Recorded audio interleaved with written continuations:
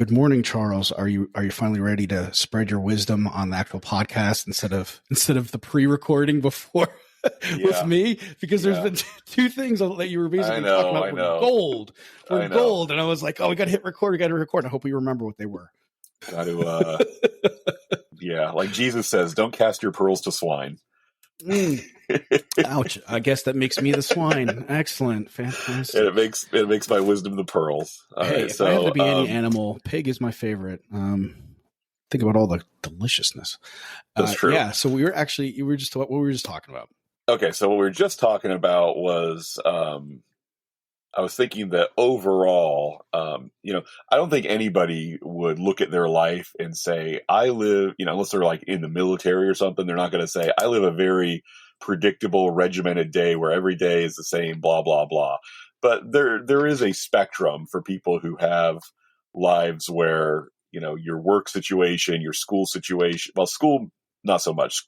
They pretty much give you a calendar and when your classes are going to be and what day of the week they are, what the first day of school is going to be and the last day of school. But with work, there is a difference between people who have jobs where, they're drivers or they're self-employed or whatever. I was just bitching and moaning about the fact that I think tiny habits and habit generation in general is harder for people who do not have a predictable schedule because your context and your prompts and all that stuff can be so different from day to day.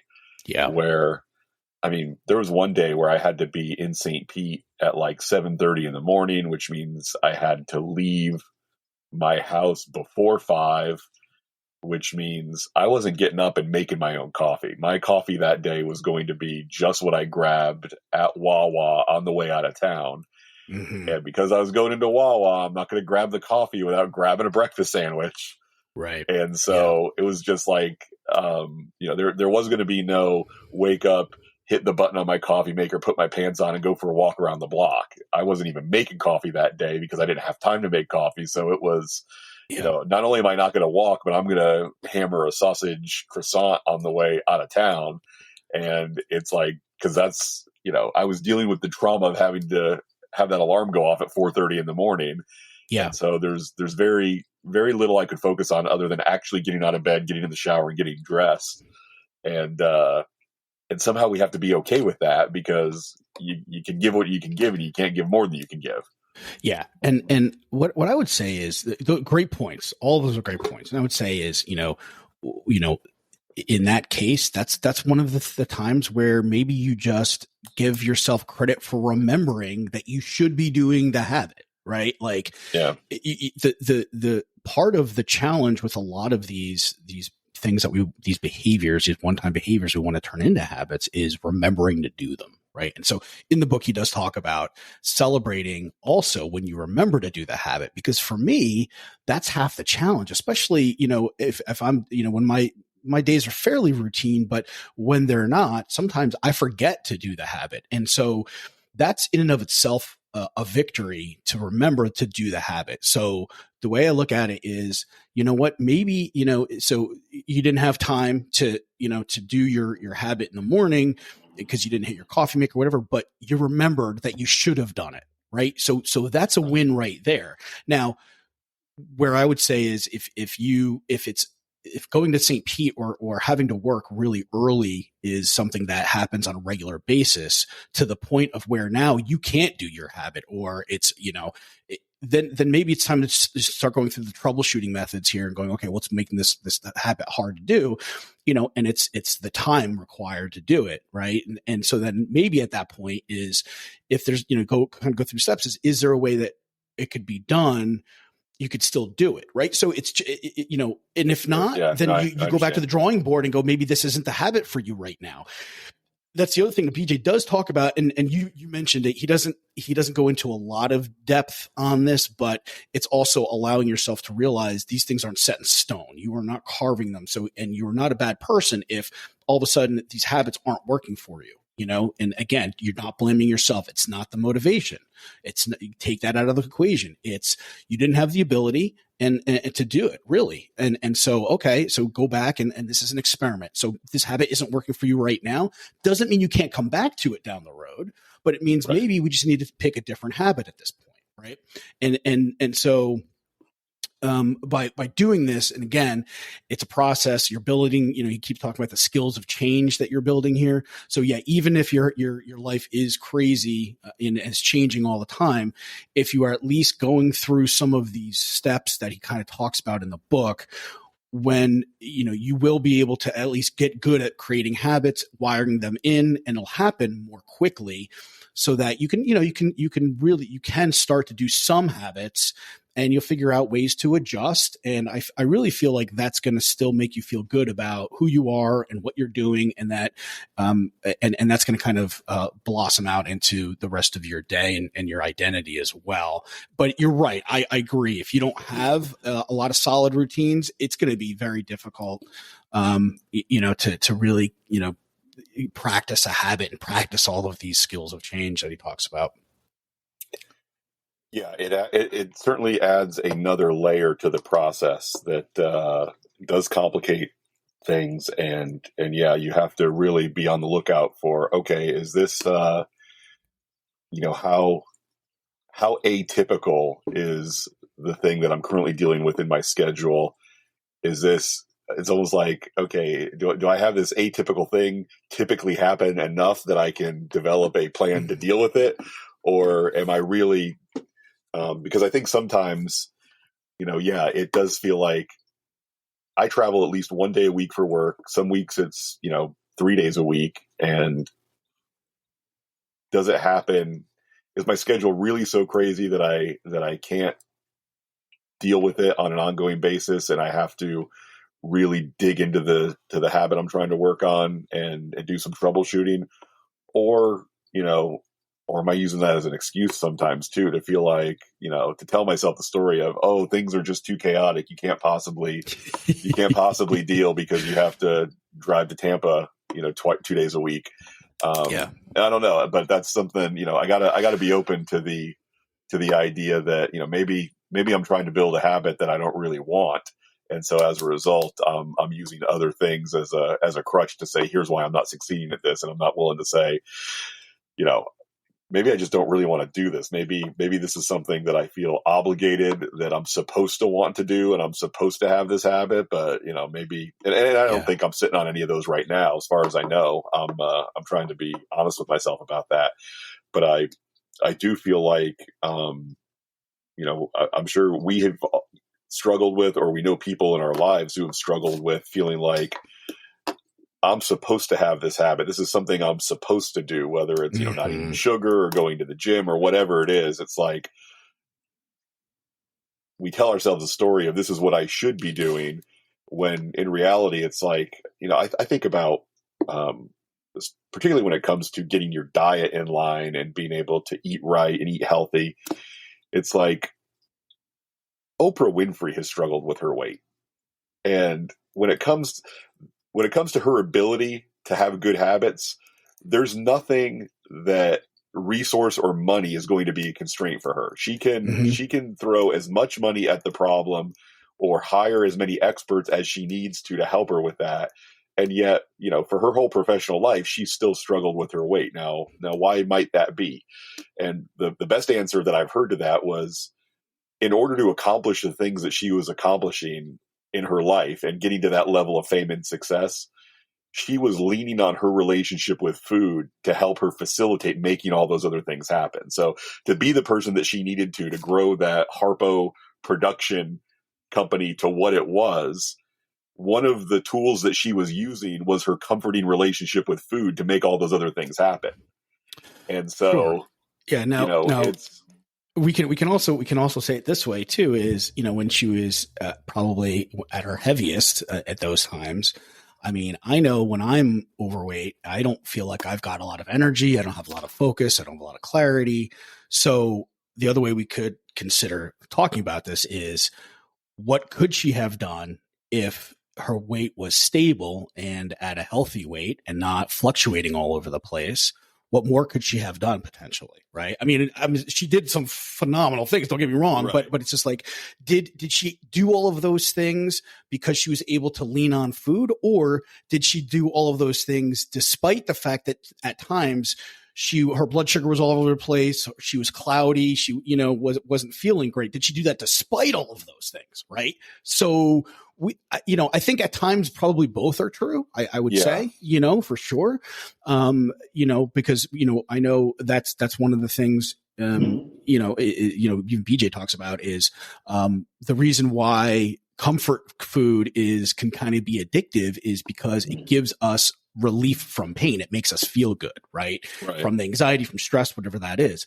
And so, really what he's trying to have us focus on here is that the key ingredient to any of the things that we do on a regular basis is feeling good.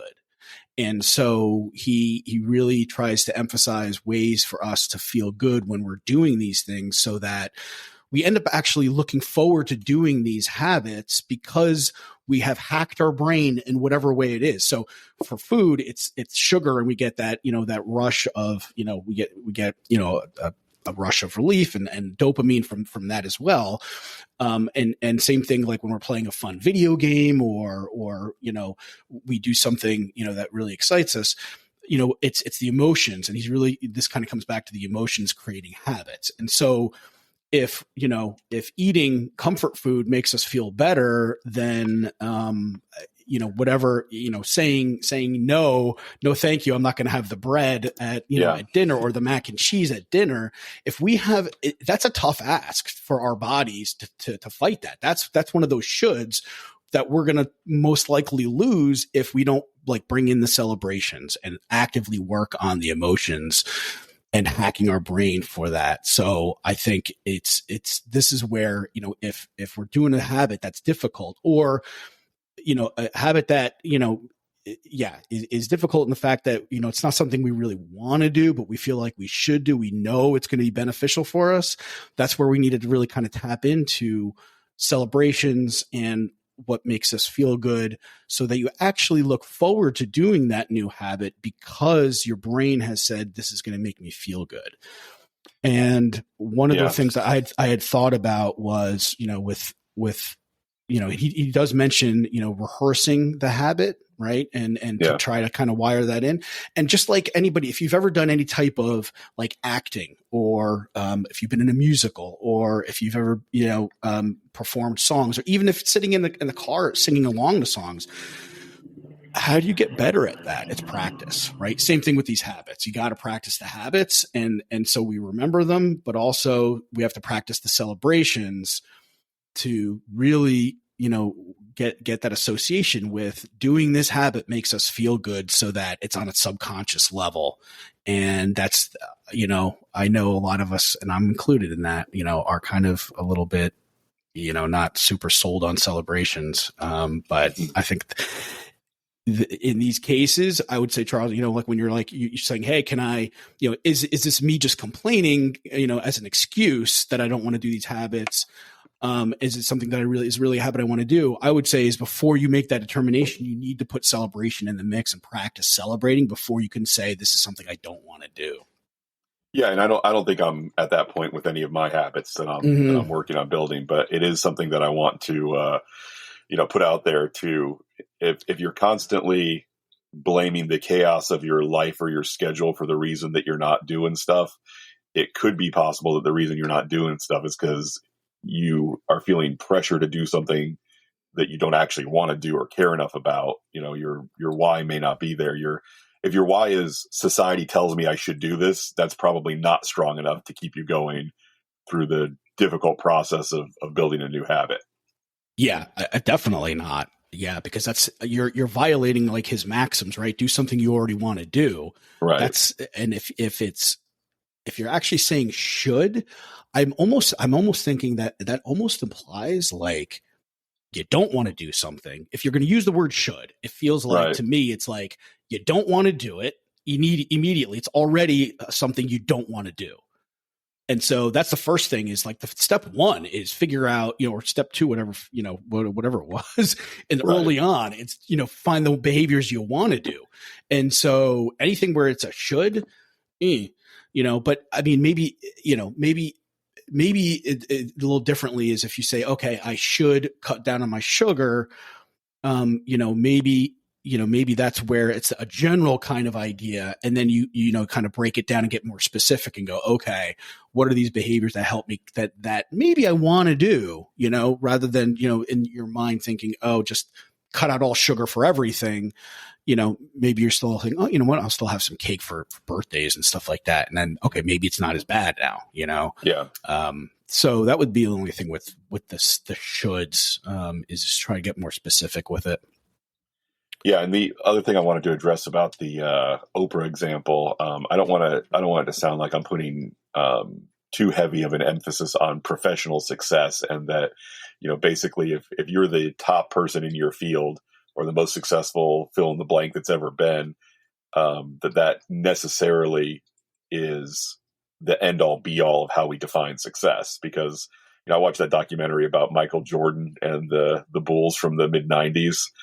And I mean, the guy's the greatest basketball player of all time, but in a lot of ways, he seems absolutely miserable about it. Like just the level of competitiveness and the single-mindedness to, having to be the best and always feel like a winner and be able to make other people feel like a loser and stuff like that. I mean, I would rather have a kid who, is happy stocking shelves at the local grocery store and feeling like he's doing something meaningful and fulfilling than be the greatest basketball player of all time and be kind of miserable and have to, also carry that, being a compulsive gambler who's, always putting millions of dollars on the line to feel alive and stuff like that. I mean, Michael Jordan, what he accomplished was great, but just because you're the greatest basketball player of all time doesn't mean you have a pleasant or enjoyable life. It can be the exact opposite of that.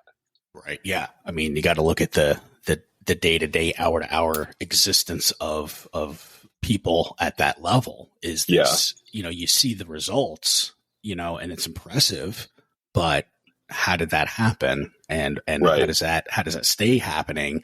Is that the kind of day-to-day, hour-to-hour presence that you want to live? I think a lot of those people at that level, it's not something I would want. No, either. Me neither. No. Yeah. I mean, a lot of people who are rich and famous and successful, I'm at an age now where I can evaluate that and say, no, for me, the juice would not be worth the squeeze. I would not want to put in or be the kind of person I would need to be, even for some of the people, that have super successful podcasts where, I mean, I can't imagine how much work it takes Huberman to, oh my God. The job he has of being, a researcher and a scientist and a doctor. And on top of that, he's got to put in all the prep to do that podcast that he does. It's like, that seems like, I'm sure he enjoys it. Yeah. And I'm sure, he doesn't necessarily have a personality flaw that makes him successful at what he does. But, there is a level of work there that maybe it lines up perfectly with what he finds fun and fulfilling, or maybe he's having to grind away at some stuff that is, a lot of work that, he just feels like he's compelled to do because he wants a result. Yeah. Or the other possibility is, being a professor, he may have access to, grad students and other people who could help him. I'm sure he does. Produce and the other thing too is we don't know the tools he's using. So he could be, repurposing like the maybe he's, a lot of this stuff came out of research he's already doing or already did. Right. And he can just basically take snippets out of it. Or maybe these are classes or parts of classes he's taught in the past, right? And he can just take snippets out of it and then go with it, So we don't know how necessarily the sausage is always made. Right. That being said is, again, help people do what they already want to do, as part of, as part of Tiny Habits. And it's like, if this is something that, somebody wants to do and is enjoyable, then, and I guess we kind of get into that with chapter 8 in terms of how we change together. And this one is really about like helping other people, using what you've learned from the Tiny Habits book and helping other people make changes, whether they're aware of it or not. Yeah, and that's where things can get a little bit complicated. And I definitely had some, and he has a section on the ethics of changing others, where he kind of just sort of makes a blanket statement that if you help people do what they already want to do and you help people feel successful, then you using your Tiny Habits knowledge to get them to develop new behaviors is a good thing because it's in their interest, right? Yep. I wonder, when I think of the folks that are just out there walking around, living their lives and getting their work done and they're meeting their family commitments, I wonder how many of us, and I include myself in this, how many of us have the skill and the character to help other people, particularly without their knowledge, to help other people build these behaviors and not have it turn into a manipulation. I mean, it's very easy to tell yourself the story of, I'm not doing this for me, I'm doing this for them. This is for their benefit. This is for their good. I'm doing something for them that I just happen to, reap a benefit from as well. As somebody who, when I do it unconsciously and I don't check myself and I don't regularly talk to my close friends and my therapist, I would tend toward maybe using this to get what I need out of people in a way that I don't know if I would say that it would be okay. So for me, attempting what he refers to as the ninja model instead of the ringleader model, I don't trust myself to do it. I don't think I can. Yeah. I don't think I'm the guy who can use the ninja model to introduce some of these new beneficial behaviors to other people, because I don't trust myself to do it in a way that I would consider to be ethical. So if I'm going to help somebody to create some of these new behaviors, for me, I feel like the ringleader is the only role that I can do this under. And I don't think I'm all that unique in my own challenges when it comes to manipulating people. I would say I think the vast majority of people should stick to ringleader. And if you think that you can use the ninja method in an ethical way, you're probably wrong. Yeah. And I mean, just to clarify with this, right? So the ringleader is where you say, hey, listen, you know what? I've learned some stuff about behavior design and this Tiny Habits method. And, these are some of the practices and the exercises that we do to really help figure out what we want to do and how to make it happen. Versus the ninja, that is where you don't tell them anything and you just kind of guide them and encourage them to make these changes. And, BJ does talk about how, as long as you're using the maxims in terms of helping people do what they already want to do and helping people feel successful, I feel like kind of agree with you, Charles. It's really difficult to kind of stay in that ninja model if you're figuring out, if you need to figure out and help people do what they already want to do. To kind of sneakily do that, I think is weird. But the example in the book, he was a father and a son, and the son basically just kind of, he became a full adult, wasn't paying his bills, wasn't cleaning his room, and father was really kind of frustrated, and so was his mom, and they were getting to the point of where they're going to kick him out of the house because he just. Right. He was also hanging out with like mafia and stuff apparently, and running errands for them, quote unquote. So they were kind of like at their wits' end, and it started with just the dad wanting to have his son change the coffee filter out of the coffee machine after he made it every day, and he wouldn't even do that, and so he kind of used this ninja method to get him to start out pulling, just, hey, I don't need you to change the whole thing, but, start out, just take the the filter out with the grinds, just leave it out on the counter, just start the process. And, doing that, he did that a few times. And then, one day, he basically started to, he ended up asking him to wash it out. Instead of washing it out, he ended up, his son ended up putting it back in and started it back in the machine and started the whole thing where, he was actually cleaning the coffee machine. And, the takeaway there is, focus. So one of the things to think about here is, instead of trying to really motivate somebody, sometimes people just don't know how to do something or how you want it to be done. And I think the takeaway for me is really kind of communicate and kind of break things down. And when you are talking to somebody, don't focus so much on motivation, which is what most of us do. It's more about, hey, do you, figure out, okay, is there an easy way you can do this, or are you doing this in the way that I've envisioned for you? And that really kind of comes down to communication. In that case, you're really not being a ninja anymore. You're still kind of being a ringleader. So that was my takeaway from that story. Yeah. I mean, my takeaway from that story is these people they're putting up with stuff from their kid that I would never put up with for my kid. And so, I mean, yeah, the coffee maker privileges would have been withdrawn from him way, way, way earlier for me. Like, hey, sorry, you don't get to use this coffee maker anymore. And then if you use it again, then it's moving into my master bathroom instead of in the kitchen. Yeah. And it would just be like, yeah, I would solve the practical side of the problem and not the personnel side of the problem. And then I would probably just tell the kid, all right, your stuff is going to be on the curb on this date at this time. So hope you can find a place to live before then. Right. Yeah. Yeah. I think, but, I mean, and that's easy for me to say without having any kids, Right. But, and also without a wife, I think part of the issue might have been his wife didn't really want to kick him out either. And so then now you've got to consider, if you've got a partner that, disagrees with your techniques, that could be right. So it's kind of like, all right, now you're kind of stuck, because if you kick your son out, your wife's going to divorce you, kind of thing. That could be an issue.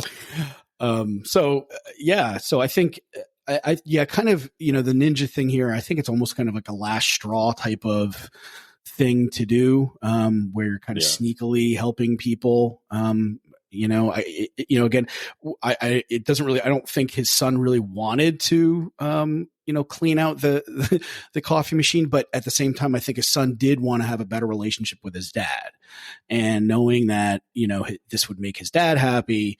I think that's one of the things BJ mentioned is he ended up doing a little bit more. He ended up, cleaning the whole thing and doing the whole habit instead of just the first step, because he liked that his dad encouraged him and supported him when he did it. And also he wanted to make his dad happy. So I guess in a way, it did help him what he already wanted to do, even though it was really his dad's thing with the coffee maker. Yeah. I can't fault him for the results. It did seem to, get him what he wanted, and good for him. It's just when you introduce, this process of creating new behaviors for yourself is already so complicated and so difficult. When you start introducing the variables of family members or coworkers into it, it feels like this is a lot to bite off. And I almost feel like, he's minimizing how difficult this part of it is. Getting another person or a whole group of other people. Excuse me, my kitty is walking right into the. There we go. Getting another person or a group of people to change in a way that matters to you feels almost impossible. Because it's a lot. It's very hard to get yourself to change. So to be able to get somebody else to change, I would tend to err on the side of be honest with what you need from someone, whether it's a work colleague or your significant other. Say, hey, this is what I need for you. And then let them decide if they're going to do the things required to meet that need for you or not. And one of the things you can say, if they say, yes, that is important to me, I want to be able to meet that need for you, and I would like to do that, then you can say, well, great, I've got a perfect book for you to read or listen to that will help you, come up with ways to build those behaviors. But, grabbing my kid or my partner by the hand and walking them through tiny habits, especially in a way where I'm doing it without them knowing that that's what I'm doing, that seems like it would lead to more trouble, not less. Oh, I agree with that for sure, man. Yeah. Yeah. I think, my approach, in the past has basically kind of been like, hey, I understand, you're having some issues with a certain thing. Let's brainstorm if you want to, I guess that's the question is like, are you looking for solutions or are you just looking for an ear to listen? Right.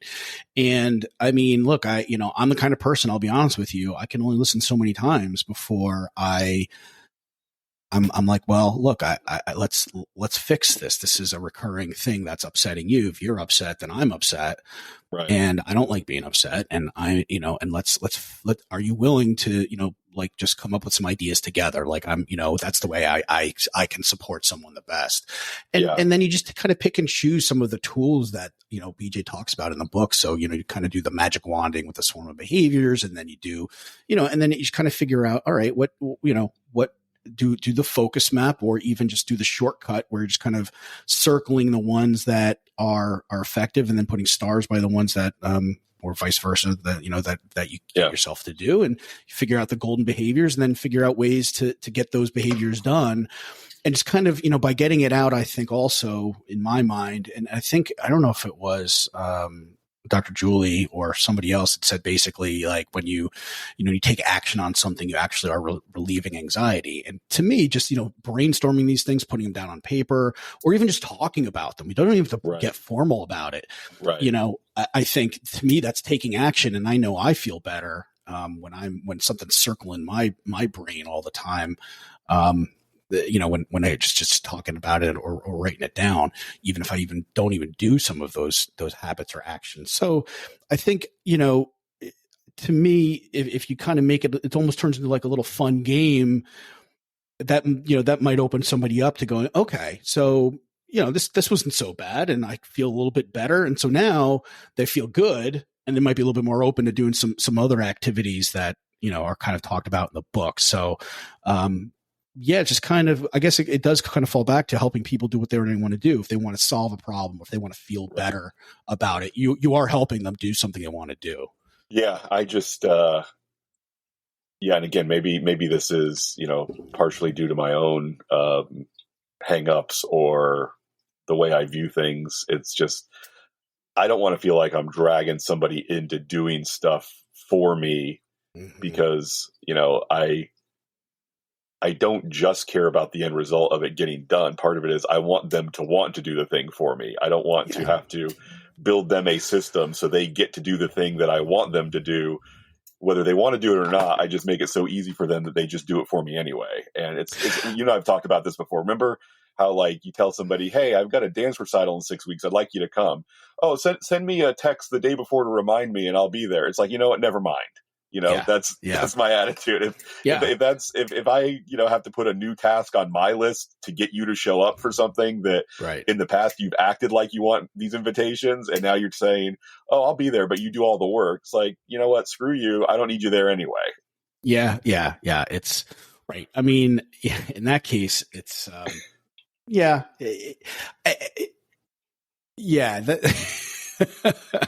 that's an interesting scenario. I think a lot of these things here is, yes, these are things that we would want someone to do because I think it's going to improve our relationship with them. I mean, but ultimately these are things that they're going to want to they're going to want to do on their own so that they become, or they start to do things or start to feel a little bit better, for themselves. So, and then I feel like when they are in that better state of mind, they are, they'll be a little bit closer to what, not necessarily what we want, but just to see those improvements. And that will help us. And that will make us feel better because that would improve the relationship at that point. We're part of that relationship. So, yeah. I think, he gives one example of a mother trying to help her daughter to get her schoolwork a little bit together so that she didn't eventually, get left behind and find out that she's, okay, now I'm a grade or two behind my friends. I didn't get to move on because I couldn't get my schoolwork done. I think in the case of dealing with a young child, trying to help some of this is very valuable. Good example. But like doing this with your professional colleagues, it's like even gathering them together to the point where, in the very beginning where you're going to clarify aspirations, it's like clarifying my aspiration just for myself requires a level of thought and introspection that I'm not used to on a normal daily basis. Like you have to go pretty deep in yourself to say, okay, what is it that I really want and what is driving me to want the thing that I think that I want? And when you introduce a second, third, or dozen people into this process, you then have to deal with, okay, so how many people are saying the thing that they think other people want to hear from them? How many people are saying the thing that they think they need to say to be thought of as a good employee? Like there's a lot of those dynamics that start getting involved with just like, oh, the company wants to raise its, top line revenue by 20%. It's like, okay, great. And now it's everybody's job who relies on this company for a paycheck to say that that's what matters to them too. When, I don't know about you, Dan, but most of the people I work with, I don't want to say this is most of the people I work with is a little dangerous because I'm a business owner with clients, so I don't want my clients to think that this is applying to them if they're listening. But it's the other clients. If you're listening, it's not you. It's the other clients. A vast majority of the workforce that I've been exposed to works hard enough not to get fired, not hard enough to make sure that their company is at the top of the food chain. You know what I mean? Yeah. But when you sit them in a room together and ask them, hey, do you want to work hard enough to get this company to the top? How many of them are going to say, no, I just want to work hard enough not to get fired? Nobody's going to actually admit to that. Yeah. So, I mean, So maybe I'm nitpicky. Maybe I'm going at BJ a little hard in this chapter, but I do feel like he is minimizing the complexities involved with getting other people to do the things you want them to do. Right. So I think he had said, and I don't know if it was in the book or where I'd heard it, but that basically this was originally like 600 pages or whatever because he wanted to, because the other half was like for business related, right? And that's where you're kind of getting into. But he wanted to just at least, so he kind of touched on it in this last chapter here, but I think he does whole workshops and courses and stuff that are just specifically business focused. So sure. I feel like, what you're saying is a little bit unfair because this really isn't meant. I feel like this chapter here isn't really meant or feasible to do most of the stuff in business. Right. And so I feel like this could be, really kind of used more for like the family unit where you've got a little bit more of an objective type of, or not objective, but you've got a little bit more of a reason, you've got some connection with the other people there. It's not just business relationships. Sure. So I think, and also remember, we've got to clarify that aspiration. So it's not necessarily like, maybe aspiration is, make this company the best thing in the world, but the most, make the best widgets in the world, but you need to be specific in terms of what does that mean, right? And so, maybe then, you potentially could be like exposing, issues in the business, like, maybe people need to be bonused based on some of these behaviors that you're asking them to do, right? So if it's going to generate more money for the company, then, hey, maybe, these people should be bonused, for these things, or compensated if they're not already. Yeah. And that's a good point. That may be what I'm saying here is that when it comes to adjusting the sliders of prompt and motivation and ability, it goes from easiest being prompt and then ability and then motivation when you're doing it with yourself. Mm-hmm. But it almost feels like it might be the opposite when you're dealing with somebody else, because if my kid refuses to clean the coffee maker after he makes his cup of coffee, then I get to very clearly say to him, okay, cleaning out the coffee maker is a pain in the ass. I get it. I don't like doing it either. But here's what you get to decide. What do you like least? Starting your morning with zero coffee or cleaning the coffee maker? and you pick which one of those two you find to be a worse result, and then adjust your behavior accordingly. So if you're like, you know what, the coffee, I'm kind of used to having coffee every morning. I don't really feel like I need the caffeine bump. And, I kind of like the flavor of the coffee we have here, but it's better at Starbucks anyway. You know what, Dad, I don't need a coffee every morning, so I'm not going to have to clean the coffee maker anymore. And I say, okay, son, you have a deal. That works for both of us. You don't have to clean the coffee maker, and you don't have to drink coffee. So perfect.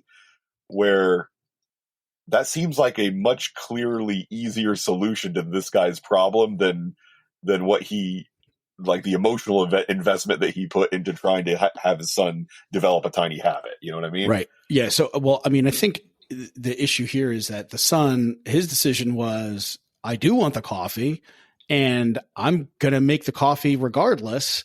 And I don't, and basically I don't care what you say, Dad. I'm not going to clean out the coffee maker.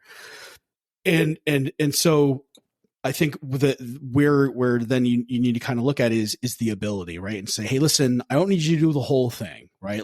So that he went through the whole troubleshooting steps, right? And looked at the ability chain. Okay. Is it the time required? Is it the money required? Is it the mental effort, physical effort, or is it the problem that it's disrupting an existing routine, right? And so, okay, well, maybe it's the physical effort of, it just seems like a pain in the butt to do this whole cleaning thing. So he kind of broke it down and he tried to make it and said, hey, listen, let's just make it simpler here. And so I think you need to do, go through some of these questions when something's difficult to do and look at each of these elements and say, hey, look, you know what, if it's important to you, coffee is important. Let's find a way where, we can get this done in an easier way. Now, if his son refused to even take the filter out, at that point, I think I'd revert back to what you said is, all right, well, I'm putting it in my bathroom and you're never going to use it. Right. At that point. At that. So, but yeah, I mean, unfortunately, I would, I've lived by myself for so long now following my, divorce or my separation in 2016 to now. I've lived this whole time without another person in my house. The idea that I would decide to live with an adult human who was willing to say, I've got a deal for you. I'm going to keep making the coffee and I'm going to keep not cleaning the coffee maker. I would address my living situation. Right. Or I would address, moving the coffee maker into a place with a lock on the door before I would I would tolerate the idea of somebody who thinks they can live with me and take that attitude toward the things I own. Right. And I just think what BJ is trying to do is a little bit softer approach and saying, hey, listen, just make sure, you've made it as easy as simple as possible, as easy as possible. Right. And do the same care with yourself with these new habits too. Right. Is, don't just say, hey, you should be able to be doing 20 push-ups every time you go to the bathroom kind of thing. It's all right. Well, if you don't really feel like it, if it's not feeling good for you, then, scale it back, bring it down to 2 push-ups but make sure you're celebrating that. And if you do go to 20 push-ups, make sure you celebrate that because it's going to be difficult. If you like pushing yourself and it's excruciating to do 20 push-ups every time, what's going to happen then is you're going to start untangling that habit at that point, right? You're going to start feeling bad about doing it because you're in pain. So what he says is make sure, you celebrate extra hard when you push yourself to get a little bit out of your comfort zone with any of these habits, and also celebrate the fact that you just remembered to do the habit, even if you don't do the habit when you're running late. The reason is if you don't, what you potentially could then just the next time you do have the time, you'd be like, I didn't really do it when I was, running late to St. Pete. So who cares? Like, I don't need to do this anymore. This isn't a habit I want. If you feel good about it, if you feel good that you at least remembered it, it helps you get right back on the horse, right? Never miss 2 days, right? Never miss twice. So, you miss once, it's okay. That's life. All right. What, I did enjoy the part where he started referencing animals, obviously, because I'm an animal lover. What what would you like to tell us about dolphins, turtles, crabs, and shells? Right. So where he was talking about was, when we're trying to get people to join, let's say a 30-day walking challenge at work. And basically he invited everybody, or the example was you invite everybody. You send them an email, you invite them to the challenge, you get like 2% of the people who sign up. And what he says is he kind of uses the behavior model where, you've got the motivation on the vertical axis and ability on the x-axis. And you're going to have 4 types of people who basically who respond to this challenge. Right. And so the people who've signed up and are excited about doing it, those are the dolphins. Those are in the upper right. They have both the motivation and the ability to do it. And then you've got another group of people that might have the motivation, but they don't have the ability to do it. So maybe, they don't have, maybe it's at a time where they have got something else scheduled. So the walking challenge is in the morning and they've got commitments in the morning. They can't do that. Right.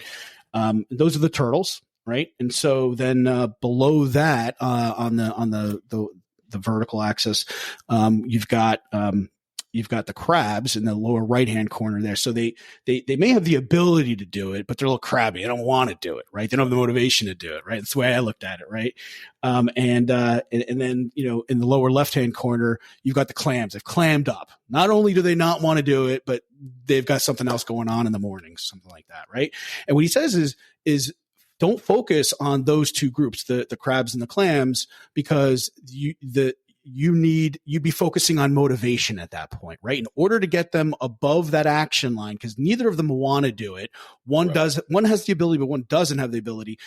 Just let them go. Don't focus on getting those people to do it. What you want to focus on are basically helping the dolphins in the upper right, but also maybe finding a way to make it easier for the turtles to actually do the thing. So they're interested. So maybe the walking challenge isn't in the morning now. Maybe you can offer it to also at lunchtime, during work. And so, now, you move those turtles over to where the dolphins are. And so you basically brought more of that population into the ability and excitement for doing this walking challenge.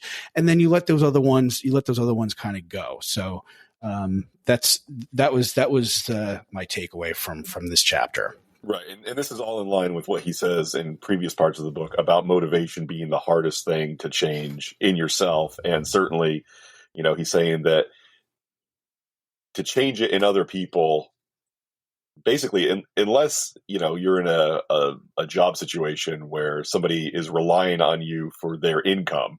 I mean, if you own the company or you're somebody's supervisor with enough juice that you could let them go if they don't do the thing you want them to do, then going right after their motivation is going to be difficult.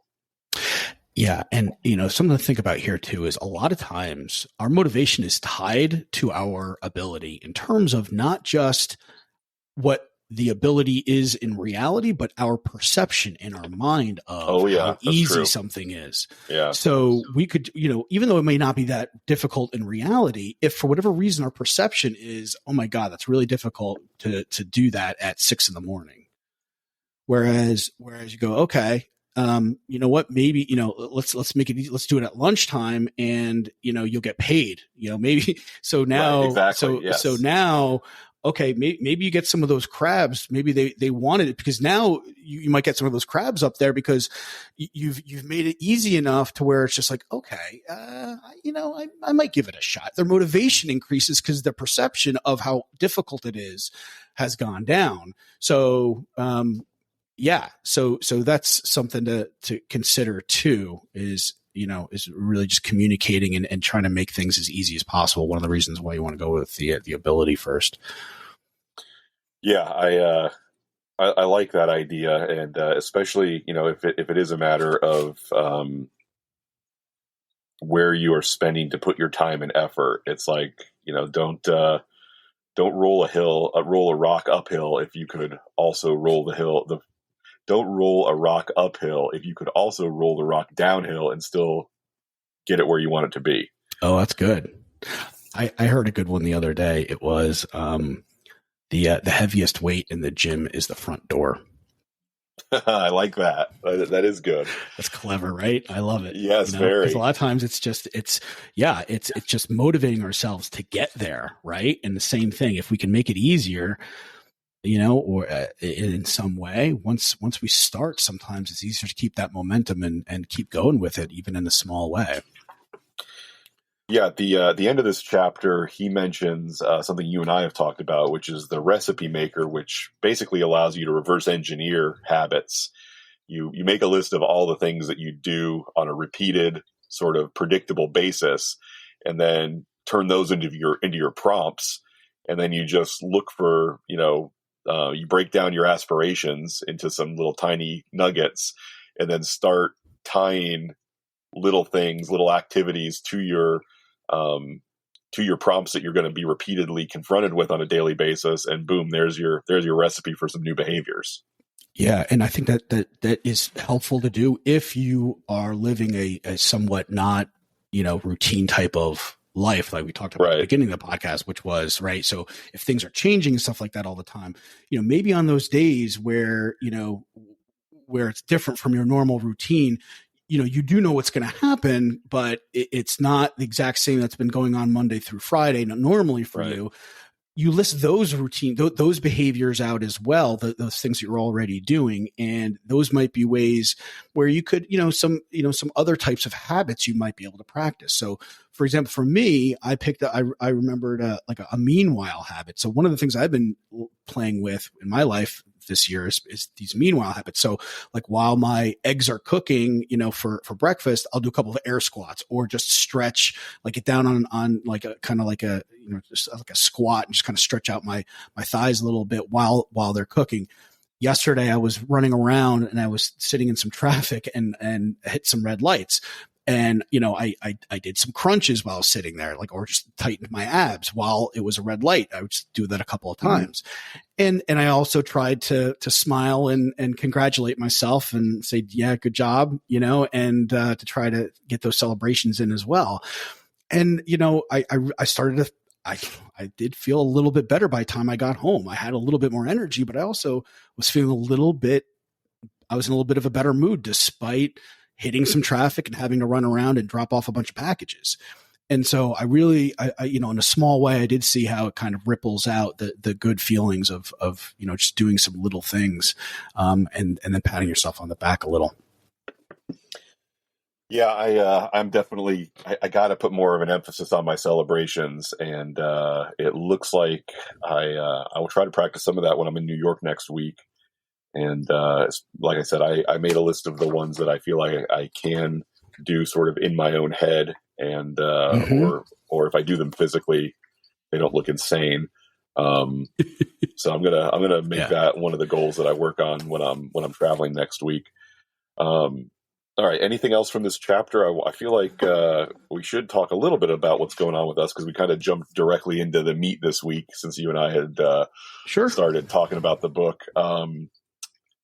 Going to go out tonight. I'm going to introduce you to my buddy Matt, which I'm looking forward to. He and I played some pub bingo. Monday night we went to the Twisted Handle, which used to be the Brass Tap, Mills 50 near Bites and Bubbles. And the first round of bingo, they decided they wanted to try out 80s music bingo, where you got a bingo card with a bunch of song names, and they would play like a 30-second clip of a song, and you had to know what song it was. Oh, I like that. That's cool. Well, I did too. I told her she should definitely keep doing that. Yeah, that's fun. And I won a round of bingo, the first round, the music one. And my prize was a Bang energy drink with, I believe, 5% alcohol, which I did not have any interest in. And also a card that gave me 5% off my next bill next time I ate there.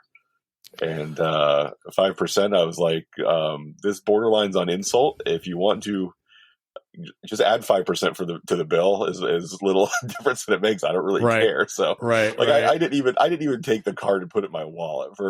It's like, psychologically, if it's not a 10% discount or more, it doesn't even matter to me. Yeah. I'm the same way. I'm shocked that they would offer a 5% discount. I'll be honest with you. For me, it's more embarrassing that I'm going to tell somebody exactly. I need 5% off of this bill, exactly. And saying it's I mean, I have a problem using like even Groupon sometimes or whatever. I feel like, I don't know, but because I mean, imagine, since I'm not drinking, I'm going to have a water or a club soda and a burger. So maybe my total is going to be $15. And then I'm like, wait a second.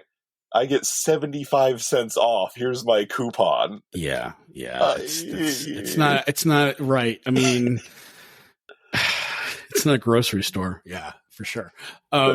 Yeah. So anyway, we'll go out tonight for the normal sort of Shikai Mathers experience. Matt's never got to enjoy that with us, or hopefully enjoy it with us. And then I was also talking to Renata, who I'll see next week in New York. I'm going to finally get to see my therapist in person for the first time since pre-COVID. Wow. And so while I'm up in New York, I think we're going to get tea together on Wednesday afternoon. So I'll enjoy seeing her and enjoying some of the fancy New York stuff that they have up there that we don't have in Florida. But I was bragging to her about that really good pizza place on Orange Avenue in Orlando where they have that lasagna pizza. Oh. So if after Shikai and Mathers I'm a little hungry before it's time to drive back to Kissimmee, I may have to go hit that place up for a little bit of pizza. Or I may take it easy at the sushi place so that I can grab a slice of pizza late tonight before I head back. Yeah. Oh, that sounds nice. That'll be great. What flavor did you got? The Philly cheesesteak, right? Was that the last? Yep. Yeah, that looked really good too. It was good. I haven't had a bad piece of pizza there yet. Yeah, exactly. All right. And then New York next week. You and I have Podfest Expo coming up the 26th of this month. And you and I have a planning session on the 21st before that, which I'm looking forward to, so we can set our goals for Podfest. Yeah. And I am still relying heavily on my new bullet journal that I talked about at the end of last year. And hopefully I can keep up that behavior, because I really do like it whenever anybody asks me about doing something or going somewhere, I get to say, let me check my bullet journal first and know that I have one source of scheduling for at least the next month, possibly longer than that. I do have my February is going to be a bit busy with some comedy shows and some performances that I'm going to see. So I need to definitely go through the effort of setting up my February here soon so that I can keep everything organized. And nice. So, I'll be all out of space, and it'll be the end of 2023, and I'll have a whole year of bullet journaling to look back on. Knock on wood. Awesome. Yeah. Hey. That would be great. Anything else on your end? No, not this time. All right, cool. Well, I will see you tonight at Shikai, and we'll get to enjoy some sushi and some. Maybe I'll see if there's any good bars in downtown that have good non-alcoholic cocktails that you and I can make. Yes, I am doing the dry January, so yep, that'd be great. And I'm continuing dry 2023 after dry 2020 was as easy as it was, and I certainly congratulations. Thank you. I got more benefit from no drinking than I missed it. So I'm going to continue to not drink alcohol. I mean, I'm still drinking water and coffee and bubbly and Coke Zero. But anyway, it was not hard, and even if I just did it for the economics, it is so much cheaper to go out for dinner with a girlfriend or with friends and not spend any money on alcohol. And I feel like I don't miss the social aspect of it. I don't miss the being buzzed and getting loud. It turns out I can get loud without being buzzed. As I did for your birthday, much to the consternation of our server. Screw the server. Anyway, although My girlfriend said he was laughing at something I said at one point, which is like, really? Because I didn't get the vibe that he was laughing. I didn't see him laugh at anybody for anything. I'll be honest. Me neither. Me neither. I mean, I think But that was fun. Me, you, and Kurt and Richard throwing on our best material while the waiters tried not to cringe. That was fun. He wasn't trying that hard not to cringe because I saw him cringing. Can only go so long before you succumb. Yeah, but it's been a minute since me and you and the twins have hung out. So hopefully, when they get back into town, we'll be able to go out for another happy hour and maybe drag my buddy Matt along to that one too.